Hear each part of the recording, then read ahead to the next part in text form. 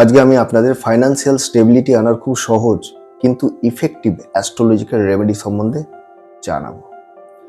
প্রথমে জানতে হবে ফাইন্যান্সিয়াল স্টেবিলিটি কখন আসবে। ফাইন্যান্সিয়াল স্টেবিলিটি তখনই আসবে যখন ইনকাম বা মানিটারি ইনফ্লো ভালো হবে, আননেসেসারি এক্সপেন্ডিচার কমবে, ফলস্বরূপ রেগুলার বেসিসে সেভিংস হবে। এর জন্য বাড়ির 3টে দিক পজিটিভলি অ্যাক্টিভেট করতে হবে। কোন কোন দিক? সাউথ ইস্ট, বাড়ির সাউথ ইস্ট, নর্থ এবং সাউথ ওয়েস্ট। কি করতে হবে?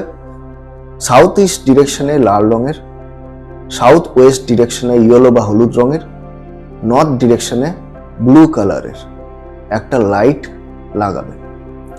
ডিম লাইট হলেও চলবে এবং সেটা মাঝে মধ্যে দরকারে জ্বালিয়ে রাখবেন। তাহলে এই 3টে ডিরেকশন পজিটিভলি অ্যাক্টিভেট হবে এবং আপনাদের জীবনে এই রেমেডি করলে আপনাদের জীবনে আপনারা দেখতে পাবেন ফাইন্যান্সিয়াল স্টেবিলিটি আসবে।